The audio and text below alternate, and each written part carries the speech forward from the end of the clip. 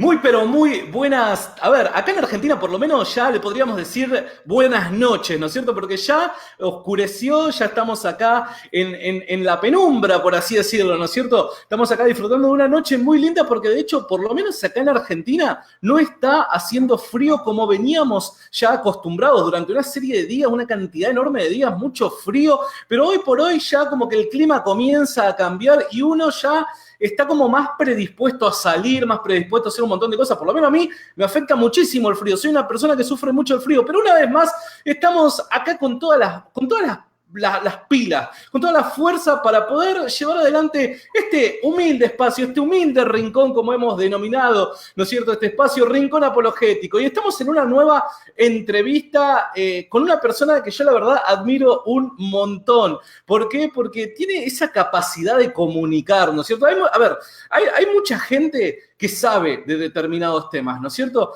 Pero según la capacidad que tenga para comunicar determinadas ideas es cuanto, o por lo menos a mí me pasa, cuanto más te atrae poder sentarte a oírlo o no. Y hay mucha gente que sí puede saber un montón, pero en este caso nuestro invitado del día de hoy no solamente sabe un montón, sino que a su vez comunica muy pero muy bien. A nosotros, al llano, a aquellos que quizás si utilizás muchas palabras técnicas y demás, quizás no podemos comprender una serie de cosas, pero él sabe expresarse muy bien. Y hoy le quiero dar la bienvenida una vez más a este espacio y agradecerle también por el tiempo que nos otorga a Nicolás Márquez. Muy buenas noches, Nicolás. Muy buenas noches, ¿qué tal? Gracias. Me has hecho una presentación tan generosa que vas a generar expectativas demasiado altas y no voy a estar a la altura de las circunstancias. No, Muchas- Tengo una pequeña disidencia contigo. a Este, ver. a mí me gusta el frío. A mí me gusta el No. frío. No, no, no, no. Yo soy tipo, viste, yo soy medio raro. Porque cuando hace mucho frío es porque hace mucho frío. Cuando hace mucho calor es porque hace mucho calor, viste. Medio bipolar soy en ese aspecto yo. A mí me gusta el frío. Vivo en una ciudad como Mar del Plata, donde hace calor 3 o 4 meses y el resto es una cosa bastante templada. Y efectivamente, hoy es un día que ya se acerca la primavera, una cosa agradable, pero el calor ya de pleno enero para mí es tortuoso. A ver, Nicolás, hoy, bueno, vuelvo a agradecerte por el tiempo que nos prestás nuevamente para poder enseñarnos una serie de cosas y quizás clarificar una serie de temas que muchas veces a nosotros, como yo suelo decir, ¿no es cierto? Nosotros al llano, por así decirlo, aquellos que quizás no comprenden un poquito más de lo que sus ojos pueden llegar a ver, ¿no es cierto? Nos cuesta quizás dilucidar cuáles son los planteos, los objetivos que tienen determinados planteos y demás. Y hoy por hoy nosotros como país, particularmente en Argentina, y sé que se está extendiendo cada vez más, y vos lo sabés mucho mejor que yo, ¿no es cierto?, en países de Latinoamérica, cómo estas ideas, ¿no es cierto?, media progre, por así decirlo, en donde se trata de desarraigar determinados principios que la tradición ha sabido, ¿no es cierto?, ha sabido fundamentar en nuestras naciones y que se están estableciendo una serie de ideas nuevas a través de los medios de comunicación. Por eso el día de hoy, Nico, yo no sé si... Permitime decirte, Nico, discúlpame, soy muy confianzudo, discúlpame. No, pero por favor, así me dicen en mi casa. Bueno, genial, perdóname. Nicolás, entonces, me gustaría que podamos abordar una serie de temas y, a ver, hoy por hoy creo que lo que más se difunde, yo estoy metido en el grupo de la Universidad de Facebook, ¿no es cierto? Y esos grupos, viste, muchas veces más que para comunicar cosas que tienen que ver con la carrera, con los estudiantes y demás, por lo general se hace más que nada partidario, ¿no? En cuanto a ideologías políticas y demás. Y hoy por hoy en las universidades, a ver, lo que está a flor de piel, o por lo menos lo que vemos, es esta idea de la separación de iglesia-estado, ¿no? Y como que comenzó a tener un mayor auge luego de lo ocurrido en el Senado tras el rechazo de la ley de aborto. ¿Cómo lo estás viviendo a esto que hasta los medios de comunicación hoy parece como que comienzan a tomar esa bandera de promover esta idea de la famosa separación de iglesia y Estado? Bueno, esto es una de las tantas artimañas ideológicas que aparecen en ciernes, y yo te lo enfocaría desde el siguiente lugar. El primer punto es que la Argentina, en la unión de la Iglesia y el Estado, de la Iglesia Católica y el Estado, en Argentina tiene una suerte de situación sui generis, porque las constituciones previas a la Constitución del 1853, la Constitución de 1824, las primeras que hubo, decían expresamente que la República Argentina profesa el culto católico apostólico romano. A partir de 1853, en el afán de separar y de que la Argentina no sea un Estado confesional, pero tampoco un Estado absolutamente desarraigado de la religión católica, recordemos que hoy a lo mejor hay como una mayor multiplicación de credos, pero en esa época la Iglesia Católica era la iglesia prevaleciente por excelencia, y entonces se abogó una fórmula en el artículo 2 de la Constitución que dice que la República Argentina sostiene el culto católico apostólico romano. La palabra sostiene siempre se prestó a interpretaciones y se arribó a la conclusión de que el sostenimiento tiene que ver con el sostenimiento económico.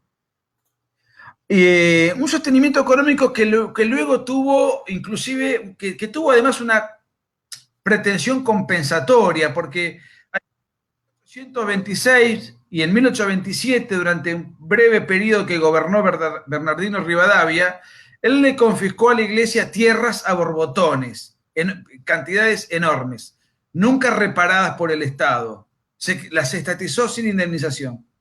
Entonces, el Estado, en esa nueva constitución que se afincaba, lo que buscaba era sostener, porque era la religión prevaleciente, y además devolverle a la Iglesia Católica anualmente un presupuesto para compensar esa confiscación masiva de bienes. Hoy, lo que el Estado, si lo que entendemos por separación entre Iglesia y Estado es el sostenimiento económico, el sostenimiento económico, ya te diría que es apenas simbólico. Son 130 millones de pesos por año. O sea, 3 millones de dólares por año. Lo que Cristina recibía de coimas por día.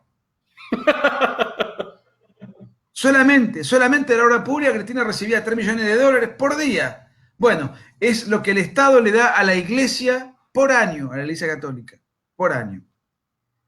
Para que te des una idea, el Estado le da al Inca, que es un ámbito de actores todos progres para hacer películas filozurdas, etcétera, etcétera, que en realidad cada actor tendría que financiar su propio emprendimiento, cada director su propio emprendimiento, y no estar nosotros con nuestros impuestos financiando a estos elementos de la farándula. El Estado le destina al Inca 2.300 millones de pesos. 2.300 millones. Cuando la Iglesia Católica, y esto es un mandato constitucional, le da 130. Por otra parte, la Iglesia Católica sostiene con esos comedores, colegios, toda una obra de beneficencia mayúscula. Pero es apenas el 7% del presupuesto que tiene la Iglesia, o sea que tampoco es algo determinante. Sí, sin duda, es el principal aportante que tiene la Iglesia Católica en Argentina. Entiendo. Ahora, yo quiero desgranar esto en varias partes. Sí. Desde el punto de vista educativo, cultural, de políticas públicas, no existe ninguna complementariedad entre lo que hace el Estado y lo que hace la Iglesia. Si todas las políticas que se vienen implementando son contrarias a la doctrina católica. Totalmente. Los textos educativos. Es más, yo el otro día tuve problemas en un colegio evangélico con Agustín Laje, por decir, por ejemplo, que un travesti es un hombre disfrazado de mujer.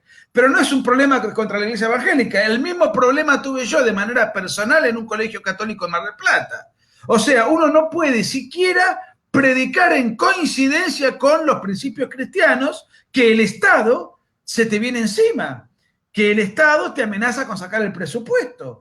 El Estado quiso imponer el aborto, el Estado impone leyes de género. Es decir, acá no existe ninguna coincidencia ni unidad entre la Iglesia Católica y el Estado, ni en términos ideológicos, ni en términos de política pública, ni en términos conceptuales. Existe una especie de cáscara donde el presidente va al Te-Deum una vez al año, existen 3 o 4 ritos apenas estéticos. Esa es la realidad. Ahora bien, vamos al punto de la financiación. La financiación, en términos, el presupuesto argentino y el presupuesto argentino al año 2018, esto se votó a fin del 2017, es de 3 billones de pesos. 3 billones de pesos. O sea que lo que le da a la iglesia es lo mismo que vos le podés dar al muchacho que está con la franelita en el semáforo, que te limpia el vidrio. 2 monedas, no te repercute en absoluto en tu presupuesto. Esto es deliberadamente una política tendiente a desmantelar todo lo que huela a cristiandad. Van a la Iglesia Católica porque la Iglesia Católica es la más fuerte, la más representativa de Argentina, pero ya están atacando a iglesias evangélicas, a pastores, colegios evangélicos, es decir, otras instituciones de inspiración cristiana, aunque no sean católicas, en cuanto tienen una tendencia cristiana, luego son enemigas de todo el progresismo que intenta descristianizar el país. Esto no es ni más ni menos que la misma política y la misma estrategia, que además ningún partido político la propuso. La propuso ahora el canalla de Fernando Iglesias con 4 o 5, porque perdieron la votación con el aborto y ahora arrancan otra vez con toda esta cuestión. Pero quiero aclarar una cosa. Yo entiendo y comprendo que muchos se sientan a disgusto de que el Estado financie a la Iglesia Católica. Ahora, esto puede tener 2 interpretaciones. Una es por el tema de ajustar el gasto público. Desde el punto de vista de ajustar el gasto público, lo que se le paga a la iglesia es nulo. O sea, para el presupuesto estatal es una miseria, una moneda, es insignificante, insustancial. Ahora, entiendo que alguien me diga, bueno, yo soy evangélico, o yo soy judío, o yo soy ateo, y no me parece bien que con mis impuestos se esté financiando una religión que yo no practico, y que cada uno debería financiar su propio credo. Y yo conceptualmente estoy de acuerdo, incluso por lo siguiente, porque yo entiendo que la financiación que recibe la Iglesia Católica, y yo lo digo como católico, condiciona a la propia Iglesia en su libertad y en su autonomía, porque depende parte de su presupuesto de lo que le da el Estado. Y al depender de lo que le da el Estado, depende mucho de a ver qué voy a decir, qué no voy a decir, voy a opinar así, voy a opinar de tal modo, no me puedo meter con el gobernador, no puedo denunciar tal hecho de corrupción, no puedo... O sea, la iglesia queda muy condicionada y además, como tiene un presupuesto de base, que es muy pequeño, pero ese presupuesto existe, te condiciona y te aburguesa. Porque vos ya tenés una renta preestablecida y entonces eso te impide fomentar el furor o la pasión militante y apostólica para tener iniciativa, para conseguir fondos, dineros, recursos, porque ya tenés un estipendio más o menos estable. Entonces yo creo que le hace mal a la iglesia, independientemente de la cuestión conceptual. Ahora, esto no es una cuestión económica, esto no obedece a un asunto económico, esto obedece a la política de descristianizar la tradición cristiana o católica que tiene la Argentina. Ese es el verdadero propósito, y reemplazar esa tradición ni siquiera por una neutralidad, sino por una nueva religión laica que es el progresismo. Y que en este momento el progresismo tiene como estandarte la ideología de género. Entonces, esto no es separar al Estado de una religión, sino meter en el seno del Estado una religión laica que es la ideología de género, que es una religión anticientífica que atenta contra la persona humana y contra la libertad, contra la vida humana, incluso en el caso del aborto, y atenta contra la tradición cristiana de nuestra civilización, etc. O sea, esto es reemplazar una tradición por otra, no es un ajuste fiscal, no obedece a eso. Por otra parte, nada impide en Argentina que una persona ejerza el culto que se le cante, que quiera. Es decir, entonces yo no lo veo esto como una cuestión de necesidad de política social, lo veo como un encono hacia instituciones que representan determinados valores. Entiendo, entiendo. De hecho, a mí me generaba, y gracias Nicolás por esta oportunidad de poder charlar con vos, porque me generaba a mí la inquietud de poder hablar este tema nosotros como medio cristiano, ¿no es cierto? Porque, a ver, nosotros particularmente somos un espacio que se inclina a la fe cristiana evangélica, ¿no es cierto? Y lo que he visto particularmente en muchos, no digo en todos para nada, pero sí en muchos evangélicos, es que como quizás no se entiende muy bien lo que está por detrás, se cree que esto es algo que va en contra del catolicismo. Y viste que, a ver, aquellas personas que quizás no se han sentado a pensar, ¿no es cierto?, en su fe y demás, analizarla y demás, muchas veces es como que en el común denominador hay tipo una rivalidad, muchas veces para mí, mal hecha, ¿no es cierto?, entre evangélicos, católicos y demás. Y lo que yo he visto particularmente desde el lugar en donde yo estoy, ¿no es cierto?, como cristiano evangélico, es que los cristianos evangélicos están diciendo, no, sí, la verdad que sí, la verdad que la Iglesia Católica tiene que dejar obviamente de cobrar ese dinero, ¿no es cierto?, tenemos que ir en favor de esta idea. Pero lo que no se está viendo es lo que está por detrás, que esto no es algo que vaya directamente y en contra solo de la Iglesia Católica. Me parece que la Iglesia Católica hoy es el principal enemigo, pero porque institucionalmente, como vos lo decías, es la que mayor importancia tiene a nivel religioso, ¿no es cierto?, cristiano en nuestro país. Pero básicamente estas ideas van en contra de todo lo que tiene que ver con la tradición y principios cristianos, principios morales cristianos que han sabido fundar esta nación, por así llamarlo, ¿no es cierto? Entonces, mi pregunta es la siguiente, Nicolás, vos como cristiano católico, ¿qué le dirías a los cristianos evangélicos acerca de este tema? Porque de la misma forma que quizás quitamos a un lado todas las diferencias dogmáticas, ¿no es cierto?, entre nosotros y nos unimos todos en favor de una causa y gracias a Dios todo salió bien por ahora.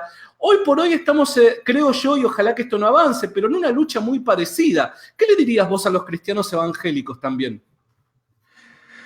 Yo les diría sencillamente que en este momento arremeten contra la Iglesia Católica porque es, como vos bien dijiste, la institución religiosa más importante de la Argentina. Pero es sencillamente por esa razón que apuntan solo a esa. Todavía no es habitual que las marchas de género o que los políticos ataquen un templo evangélico. Sin embargo, se está empezando a dar. La persecución a pastores se está empezando a dar.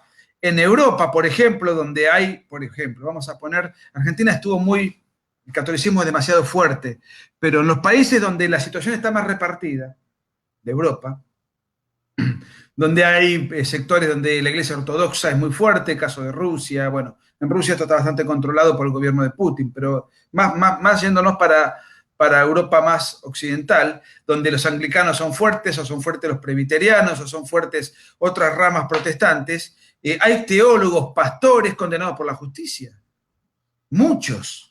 Hay iglesias perseguidas por la justicia por la dictadura de género. En este caso, como la Iglesia Católica tiene una preponderancia muy particular y encima hay un papa argentino, entonces es como que se elige este es la institución a la cual tenemos que apuntar el grueso de nuestra energía para atacar. Pero esto es un ataque a la cristiandad en sentido amplio, donde la cristiandad en otros países tiene una prevalecencia protestante o evangélica, etcétera, se ataca a los pastores y a predicadores más influyentes y se los condena o se los encarcela según el caso. En este momento, la Argentina, obviamente, tiene un protagonismo católico muy, muy claro, histórico y tradicional, aunque las movilizaciones que hicieron los evangélicos en contra del aborto fueron muy masivas también, o sea que no conozco los porcentajes de cómo ha ido variando a través del tiempo el mapa de credos, de feligresía a nivel, pero obviamente los evangélicos han crecido mucho, pero bueno, la Iglesia Católica todavía representa un bastión. Y es ni más ni menos que eso, así como en otros lugares se persiguen por protestantes, pentecostés, evangélicos, etcétera, acá por lo que es la Iglesia se está apuntando fundamentalmente el cañón hacia la Iglesia Católica. Ni más ni menos que eso. Es sencillamente por el protagonismo que tiene una religión específica en un país específico. Si acá lo que hubiese es una tradición protestante, en Inglaterra, por ejemplo, donde el protestantismo es más fuerte que el catolicismo, se persigue el protestantismo. En Irlanda, donde es más fuerte el catolicismo que el protestantismo, se persigue el catolicismo. Lo que se está persiguiendo el cristianismo. Y en todo caso se apunta la energía en la institución que geográficamente tiene mayor protagonismo o predominio. Es eso. Entiendo. Y hay un tema que a mí me interesa que no es menor. El artículo 2 de la Constitución dice que la Argentina sostiene el culto católico apostólico romano. Podemos discutir si ese artículo está bien o mal. Lo podemos discutir. Pero si yo quiero sacar una ley ordinaria para modificar eso, tengo que modificar la Constitución. De la misma manera, si yo quiero imponer el aborto, y podemos discutir si está bien o si está mal, y obviamente nosotros estamos en contra de eso, lo que había que hacer era reformar la Constitución. Creo que lo hemos charlado en tu programa anteriormente. El artículo 75, inciso 22, incorporaba a la Convención de los Derechos del Niño y el Pacto de San José de Costa Rica, que contemplaba la vida desde la concepción, y eso tiene rango constitucional. Por consiguiente, una ley ordinaria no puede modificar una normativa superior como lo es una normativa con rango constitucional. Si ahora lo que se busca es quitarle al Estado todo vestigio católico, lo que hay que hacer no es una ley, es reformar la Constitución. Te puede gustar no el artículo de la Constitución, pero eso dice la Constitución. Sin embargo, los diputados, los senadores lanzan proyectos sin el más mínimo reparo en contrariar o subvertir un ordenamiento jurídico que tiene una estructura jerárquica y piramidal. Yo no me opongo a discutir asuntos, me opongo a que se imponga una ley sin advertir que esa ley es inconstitucional. O sea que las ideologías de moda y las pretensiones políticas de moda están por encima de la Constitución. Y a nadie se le ocurre decir eso. Nadie lo dice. A mí me llama la atención, incluso como abogado. Hay una pirámide jurídica, la Constitución, los tratados internacionales, las leyes que se dictan en consecuencia, después vienen las leyes provinciales y después vienen los edictos municipales. Toda esa pirámide es la Constitución jurídica del Estado. Bueno, acá lanzamos cualquier ley y que viole la Constitución y no importa. Eso ya es subvertir el orden jurídico. Sí, no, totalmente. Te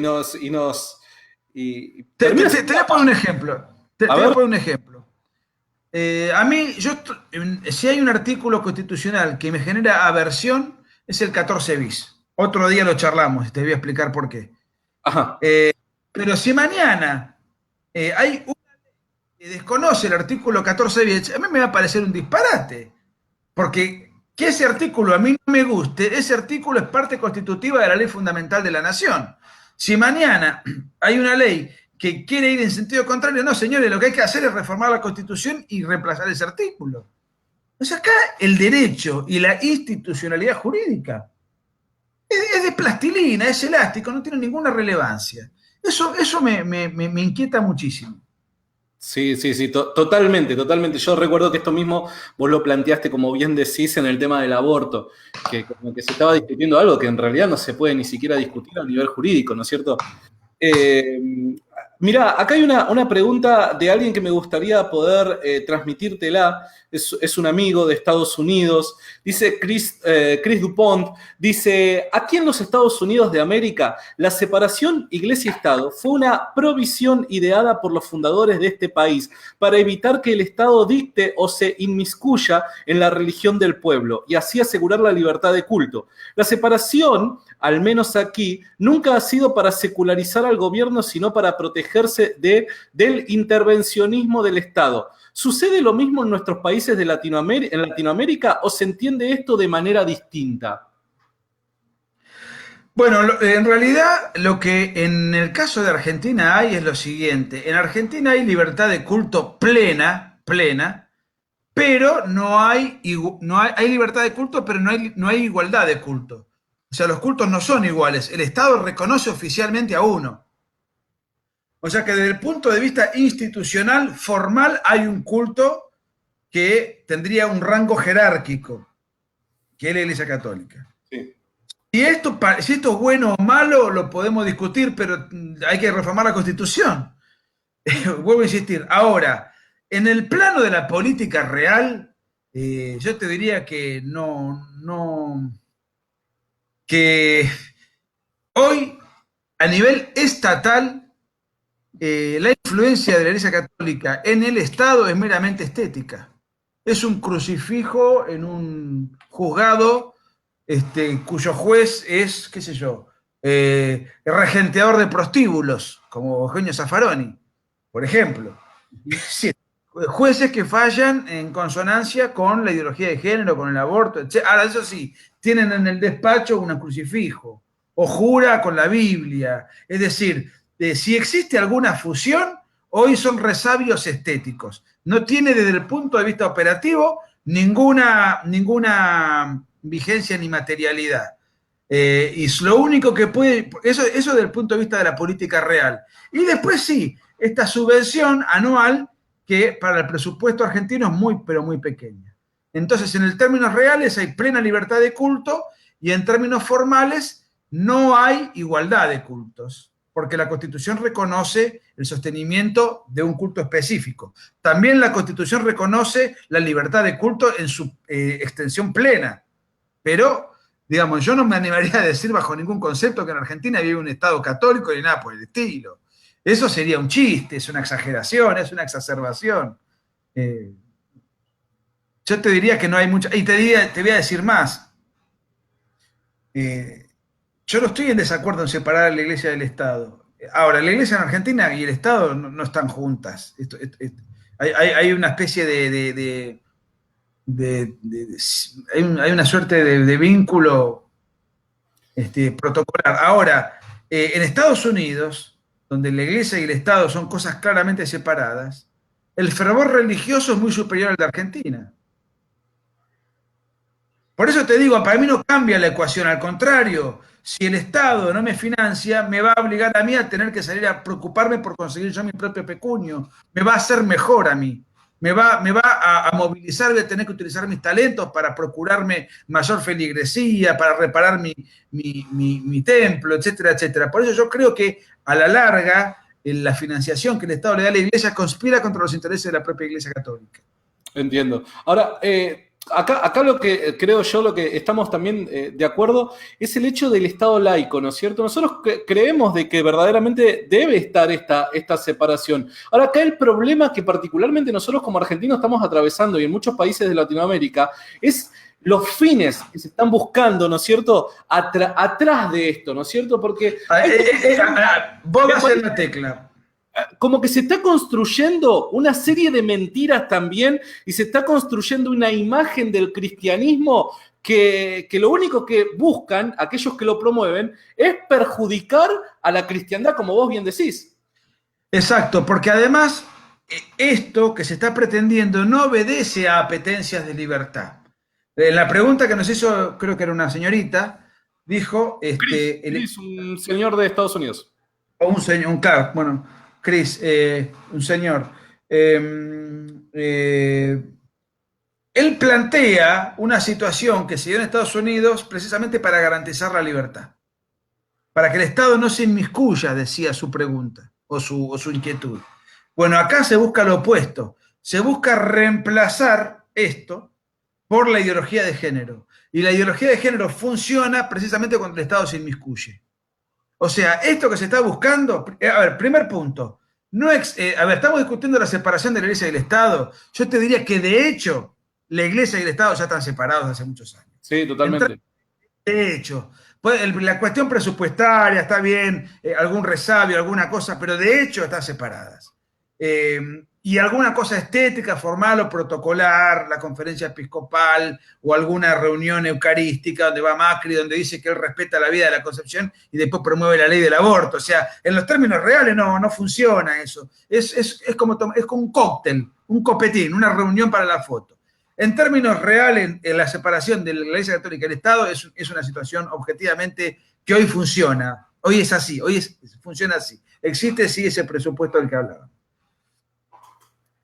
Pero lo que señalaba este señor que sucede en Estados Unidos tenía la pretensión de que el Estado no se inmiscuya en el plano íntimo del individuo. Bueno, lo que acá se busca es descristianizar para imponer de manera sucedánea o para llenar ese vacío supuesto con la ideología de género.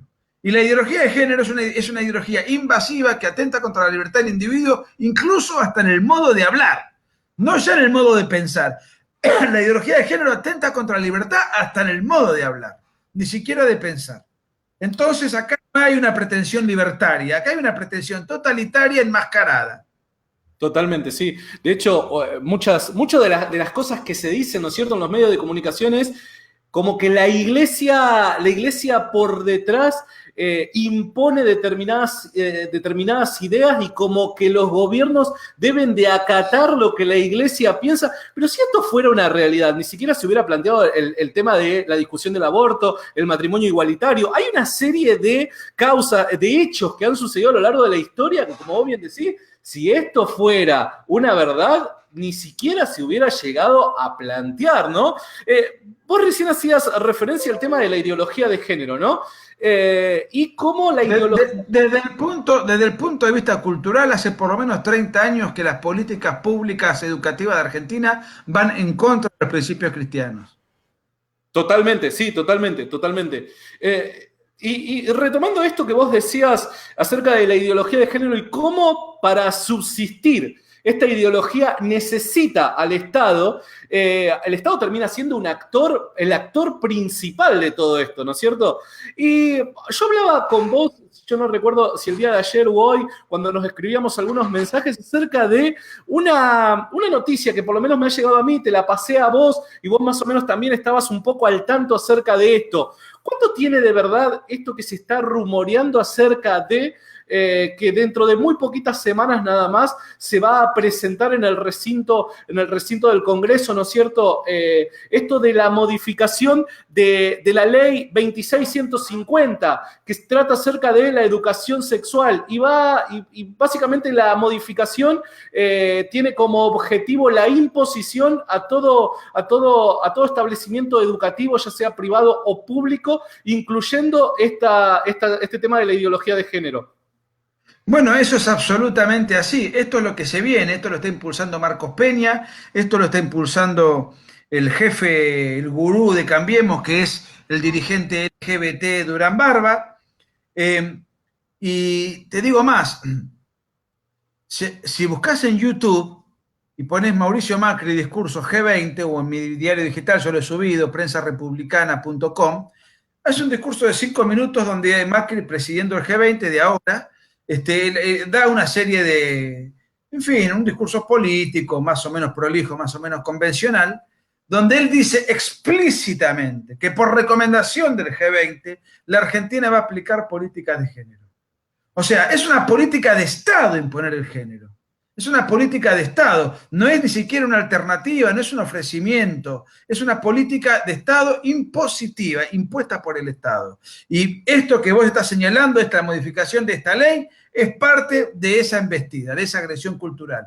Entonces saben que hay colegios católicos, hay colegios evangélicos, ¿y cómo vamos a imponer esto? Bueno, tenemos que separar al Estado de la religión, los planes educativos los ponemos nosotros, no puede haber objeción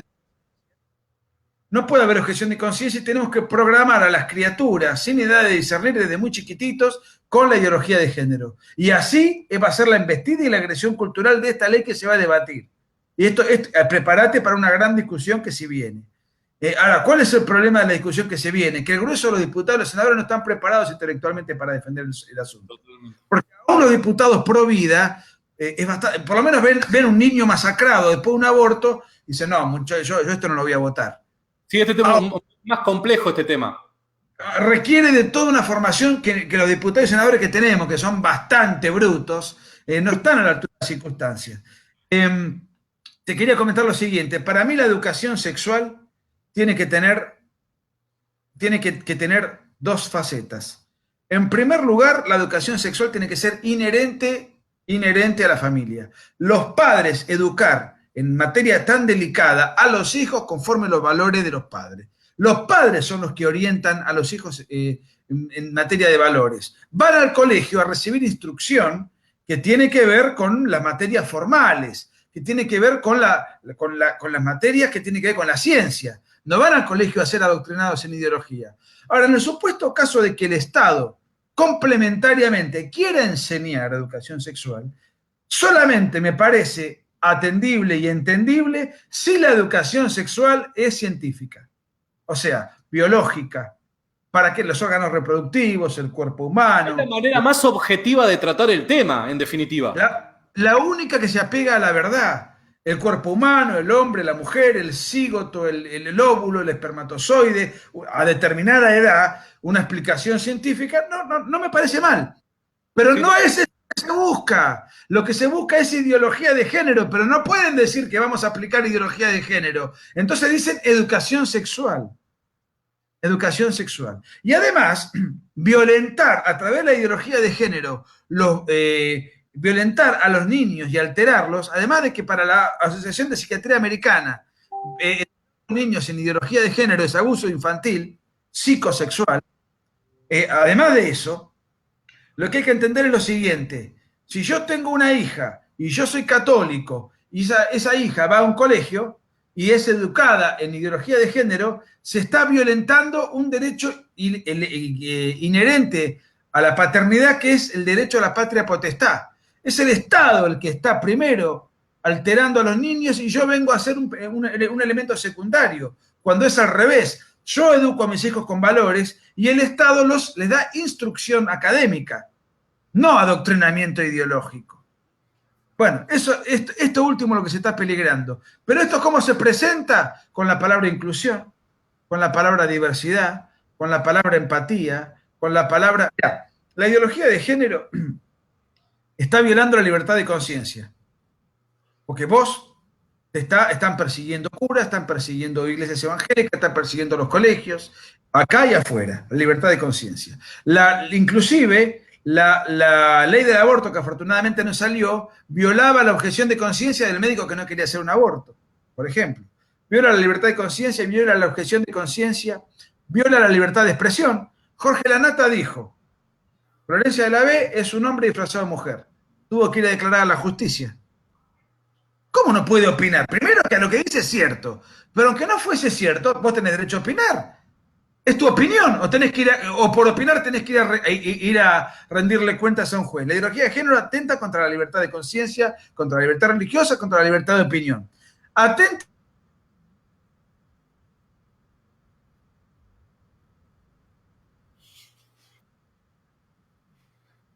porque todo eso hay que financiarlo. ¿Y quién lo financia? Lo financia el Estado. ¿Con los impuestos de quién? De quienes no adherimos a esa ideología malsana. Atenta contra la libertad científica. ¿Qué pasa si un psiquiatra o un psicólogo quieren hacer terapias para recuperar a un homosexual? Yo esto lo he vivido en muchos países de América Latina. Hay psicólogos y psiquiatras que hacen terapias para pacientes mayores de edad que quieren quieren corregir esa tendencia. Es mayor de edad, se somete a un tratamiento de un científico que tiene una tesis y un trabajo para corregir eso que consideran que es una tendencia disvaliosa. Lo considera el científico, lo considera el paciente. Ambos son adultos. Bueno, ese contrato entre ambos de terapia lo hacen clandestinamente, porque si lo visibilizan, al profesional de la salud, que puede ser un psicólogo o un psiquiatra, le quitan la matrícula. Por ejemplo, atenta contra la libertad de cátedra. Si una profesora o un docente quiere ir en desacuerdo con los manuales de ideología de género, lo echan del colegio o lo sancionan. Atenta contra la libertad política. Ahora tenemos que votar diputados y senadores, el 50% son mujeres, el 50% son hombres, porque le dice una ley de ingeniería social. Esto es absurdo y atenta contra la democracia, porque se está atentando contra la libertad del soberano de votarlo, perdóname la expresión, lo que se le cante en las pelotas. Yo voy a elegir lo que yo, con mis convicciones, considero que hay que elegir, no una ingeniería social por cuota de género. ¿Qué es esta estupidez? Si además no existe ninguna discriminación para la mujer, y lo que es más grave, deberían saber estos imbéciles, el 54% del padrón electoral de Argentina lo conforman las mujeres.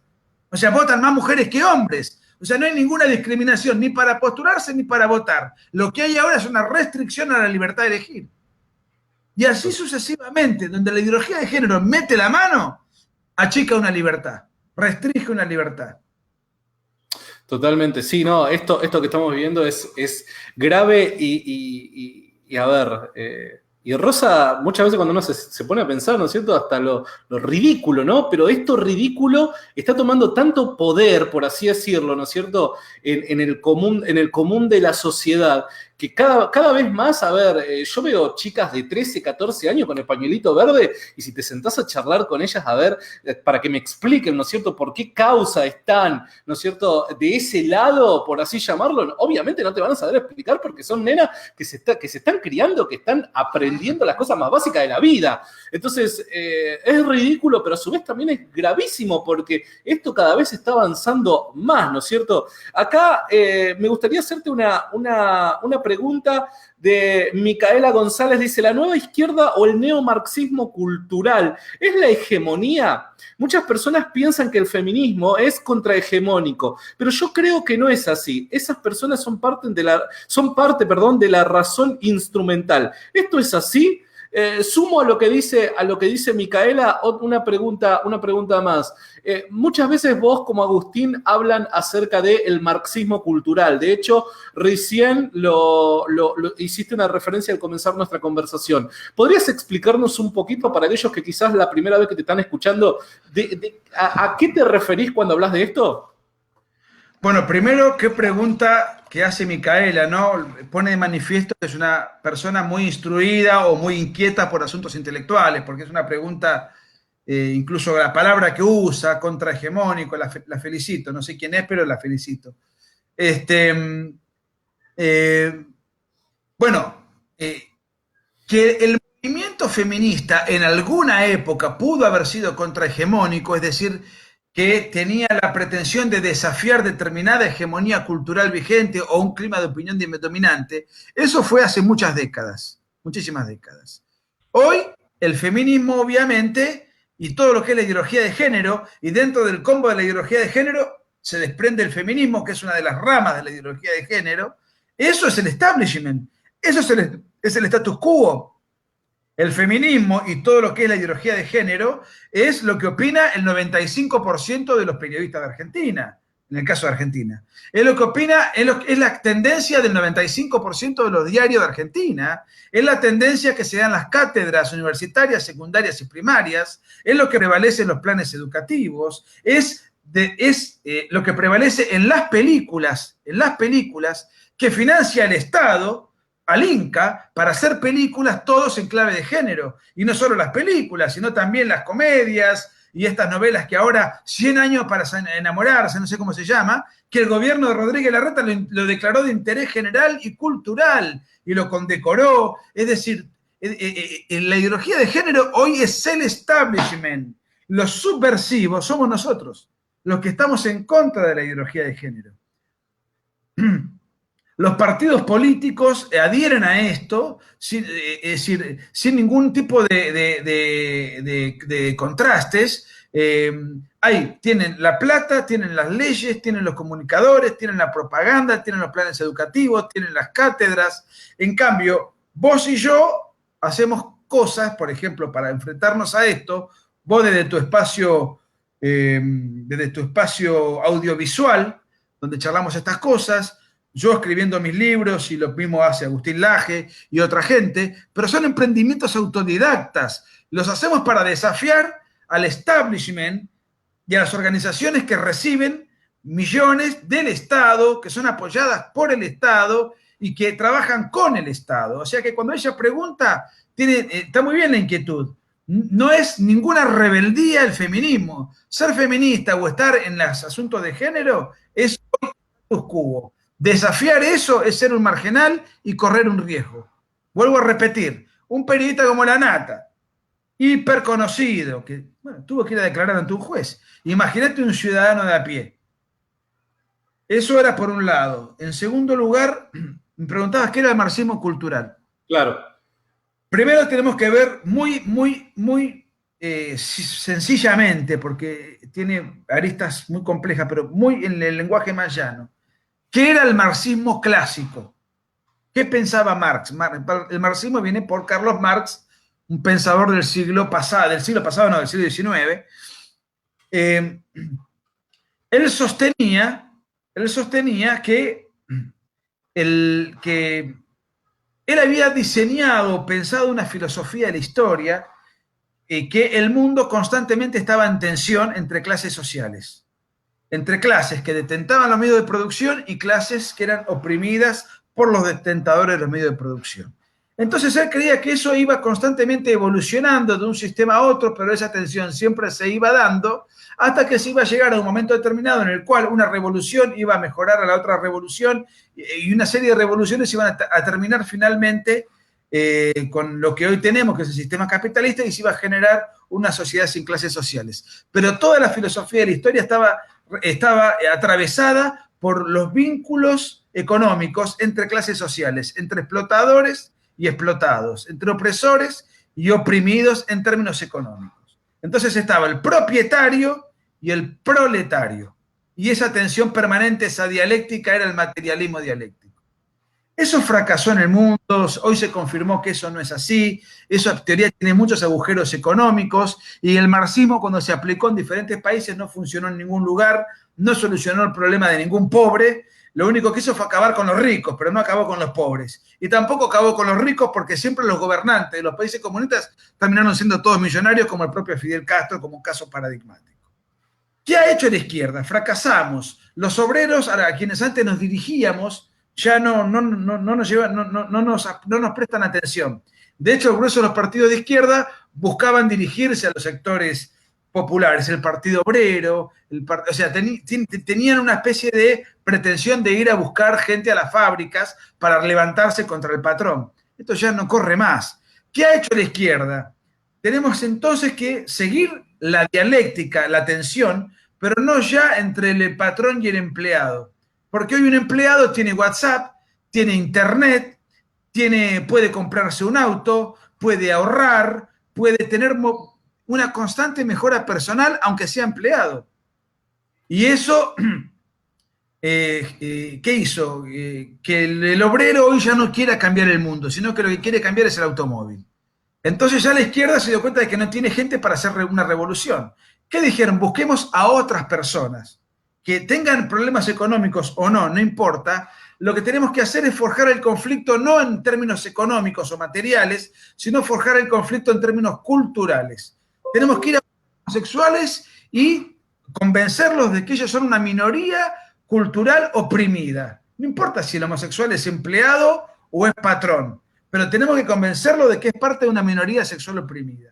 Tenemos que buscar a determinadas mujeres conflictuadas y hacerle creer que ella pertenece a una minoría heteropatriarcal oprimida.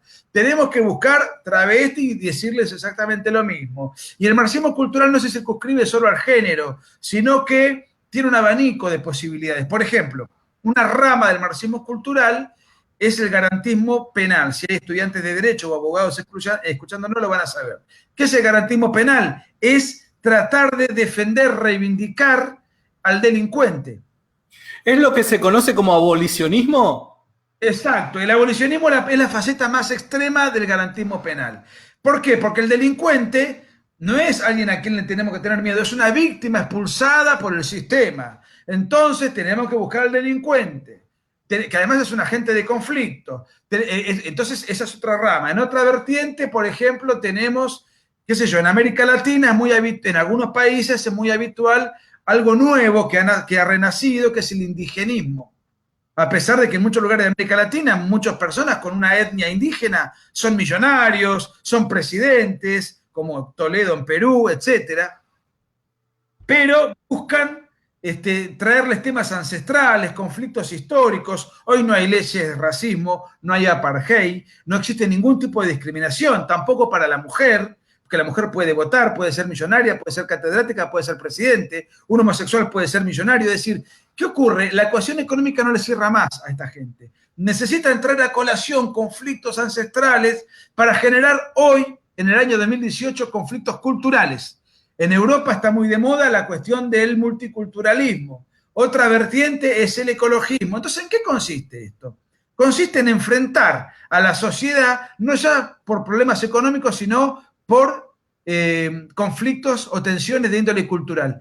Esa traslación de un conflicto que antes era netamente economicista, es decir, que iba a lo material, y por eso se llamaba materialismo dialéctico, hoy podríamos decir que es una dialéctica cultural. Por eso, para simplificar, le llamamos marxismo cultural. Es una faceta de conflicto donde no se discute quién se queda con un pedazo de tierra, sino que lo que se discute es otro tipo de pretensiones. Entiendo, entiendo. Muchísimas gracias por tu explicación. Ya estamos llegando a la hora del programa. Me gustaría ¿tenés algunos minutos más, Nicolás? ¿Unos 10 minutitos más, puede ser? Dale, déjame revisar el celular. Ok. Bueno, si no, lo vamos finalizando, como vos dispongas. No, dale, hacemos 10 minutos más, dale. Dale. Te tomo una pregunta del público y dice Dani Pérez, ¿qué influencia puede tener la ideología de género en las ciencias naturales? ¿Podría condicionar el trabajo de médicos o biólogos? Absolutamente sí, absolutamente sí. A ver, esto de alguna manera fue respondido hoy. Sí. Yo tengo amigos psicólogos, que los conozco, que hacen terapias para homosexuales que quieren rectificar su tendencia. Y sin embargo, ellos lo hacen en la clandestinidad. Pero ¿cómo que trabajas en la clandestinidad? ¿Vos sos terrorista? No. ¿Narcotraficante? No. ¿Vendés armas de fuego? No. ¿Y por qué trabajas en la clandestinidad? Porque la ideología de género me condiciona legalmente de tal modo que si yo llego a decir que elaboro este tipo de terapias, a mí me quitan la matrícula. Yo tuve una charla muy elocuente con un médico mío, que no voy a dar el nombre. Le digo, ¿qué pasaría, doctor, si yo le digo a usted que yo me autopercibo sin mi brazo izquierdo? Yo quiero que me corten el brazo izquierdo porque mi brazo izquierdo no va con mi identidad.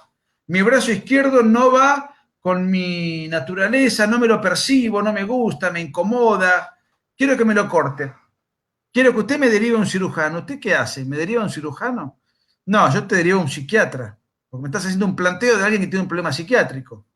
Correcto, pero si yo vengo a decirle que no me autopercibo con mis genitales, que no me representan, no me identifican, no van conmigo, quiero que me corte los genitales, ¿usted me manda a un psiquiatra porque yo tengo un problema psiquiátrico? ¿O me manda al cirujano? Y no, mirá, yo no te puedo mandar a un psiquiatra argumentando que tenés un problema psiquiátrico porque entonces me echarían del hospital, me quitarían la matrícula y me echarían de la universidad y de la Facultad de Medicina donde yo tengo cátedra.